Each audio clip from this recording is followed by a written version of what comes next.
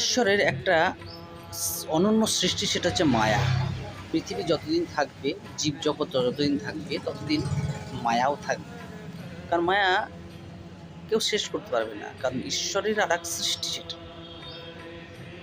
এমনই এক সৃষ্টি হয়েছিল মায়াসুরের নামে। ঋষি কশ্যপ এবং অদিতির কোন পুত্র ছিল মায়া। প্রথম অবস্থায় সে সূর্যদেবের তপস্যা করেছিল। তখন সে শক্তির সঙ্গে সঙ্গে জ্ঞানও অর্জন করেছিল এবং নতুন নির্মাণ শুরু করেছিল। তিনটি সে স্বর্গরাজ্য নির্মাণ করে এবং সে নির্মাণ করেছিলেন ত্রিপুরাসুরের জন্য। তা সেই ত্রিপুরাসুরও কালের সময়ের ইয়েতে শিব তাকে বধ করে। অর্থাৎ মায়াসুর যা সৃষ্টি করে সেখানে যে বিরাজমান হয়, সে না কোনো যুদ্ধক্ষেত্রে যায়। তারপর তাকে মায়াসুরকে তলাতলের রাজা করে দেওয়া হয়। সেখানে গিয়ে উপস্থিত হলো আবার রাবণ। মায়াসুরের মেয়ের সঙ্গে রাবণের বিয়ে হলো, মন্দোদরী।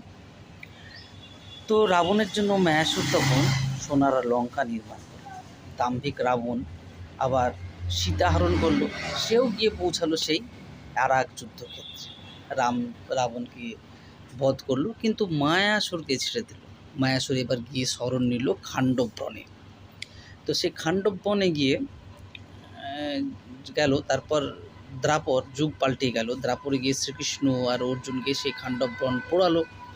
মায়াসুর আবার বেরিয়ে আসলো। এবার শ্রীকৃষ্ণ কিন্তু একটু অফেন্ডেড হয়ে গেল। মায়াসুর বারবার এত যুদ্ধ করাচ্ছে, মায়াসুরকেই মেরে দেব।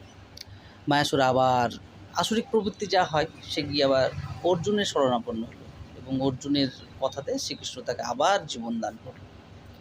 এবং এই জীবনদানের জন্য মায়াসুর অর্জুনের জন্য নির্মাণ করলো ইন্দ্রপ্রস্থ মহল। সেখানে আবার দুর্যোধন আসলো। দুর্যোধন এসে অপমানিত হলো। আবার কৌরব এবং পাণ্ডব দুজন মিলে গিয়ে আবার কোথায় গেল? সেই কুরুক্ষেত্রের যুদ্ধ। তাই মায়াসুর যা নির্মাণ করবে সেটা যুদ্ধক্ষেত্রে পৌঁছাবেই। তাই মানুষের মনে মায়ার প্রতি যতক্ষণ টান থাকবে, তার মনের ভেতরেও যুদ্ধ চলবে এবং বাইরেও যুদ্ধ চলবে।